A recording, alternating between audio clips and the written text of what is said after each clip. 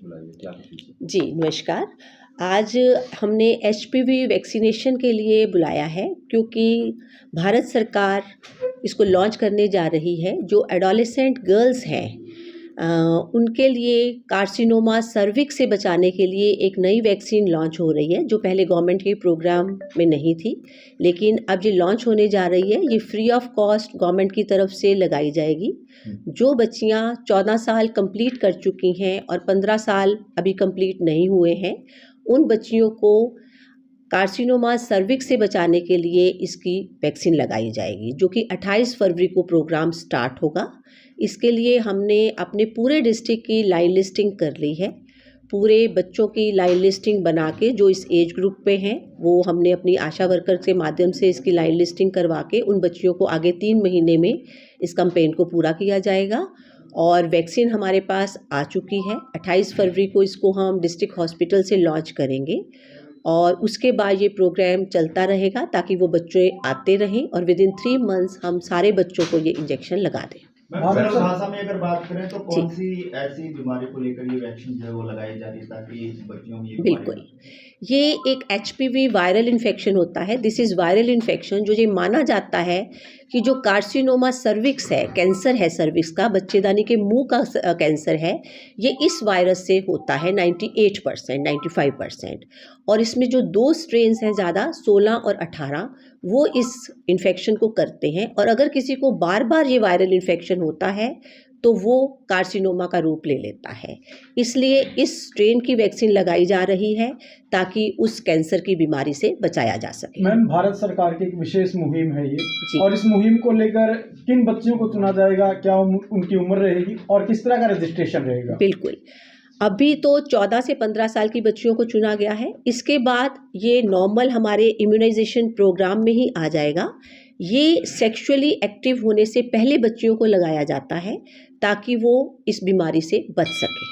कितने बच्चे होंगे अपने कैंसर? हमारे डिस्ट्रिक्ट में हम 12,000 अनुमानित लगा के चल रहे हैं कि 12,000 बच्चियां होंगी इस एज ग्रुप की।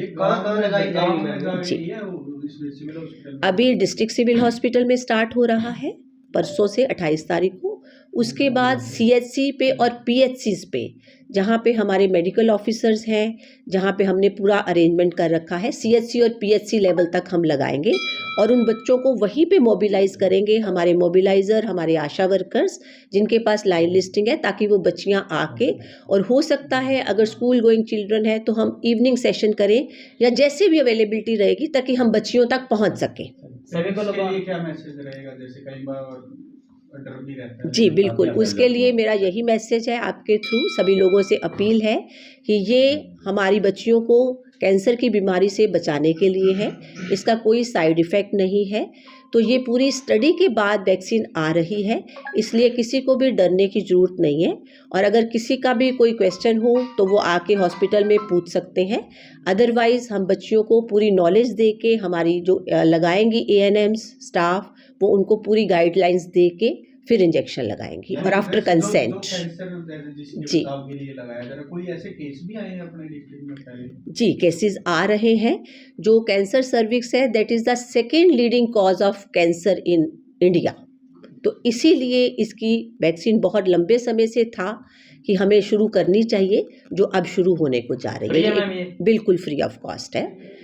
नॉर्मली ये वैक्सीन काफ़ी महंगी है अगर प्राइवेटली लगवाई जाए, लेकिन ये यहाँ पे बिल्कुल फ्री ऑफ कॉस्ट है। तो मैम, कैंसर में भी क्या इस तरह की कैंसर से पीड़ित कोई बच्चियां पाई गई हैं? बच्चियां नहीं है, ये जो कैंसर होता है ये यूजुअली 35 साल से ज़्यादा एज में होता है, लेकिन पहले लगा दिया जाएगा ताकि उस एज ग्रुप में जाके उनको कैंसर ना हो। तो है कोई मैम इस तरह की कोई आंकड़ा कि कोई पेशेंट्स तो देखो हैं, कंप्लीट नंबर कैसा रहता है, क्योंकि यहाँ से हम स्क्रीनिंग करके भेजते हैं। Screening means via test, pap smear, और जो सस्पिशियस केस होते हैं उनकी फिर बायोप्सी होती है मेडिकल कॉलेज में, और फिर ट्रीटमेंट होता है। ट्रीटमेंट सर्जरी भी है, रेडियोथेरेपी भी है। कैंसर सर्विस की जो ट्रीटमेंट है वो एक अलग डाटा तैयार होता है कि इस तरह के पेशेंट्स हैं, और अर्ली डायग्नोज करना ही हमारा मोटिव है। सबसे पहले हमारा पर्पस है कि हमें कैंसर सर्विक्स होने नहीं देना, और अर्ली स्क्रीनिंग 30-35 साल के बाद सभी पेशेंट जो वेजाइनल डिस्चार्ज के साथ आते हैं उनका पैप स्मीयर और वाया टेस्ट किया जाता है ताकि अर्ली ट्रीटमेंट हो के वो सर्जरी से ही ठीक हो जाए। नहीं तो क्या रहता है, रेडियोथेरेपी एक बहुत ज़्यादा मुश्किल काम होता है जिसमें फिर लाइफ की एक्सपेक्टेंसी भी कम हो जाती है। तो इसलिए बच्चियों को बचाना, लड़कियों को और वीमेन के लिए अर्ली स्क्रीनिंग करना हमारा पर्पस है। मैम, एक सिविल हॉस्पिटल में जो आँखों की डॉक्टर है वो छुट्टी पे चली गई है, ऑपरेशन नहीं हो रहे हैं जी। पिछले काफ़ी दिनों से। जी। इससे पहले भी जैसे अल्ट्रासाउंड वाले डॉक्टर 1 महीने की छुट्टी पर थे, जी। लोग काफ़ी परेशान थे, मरीज परेशान हैं।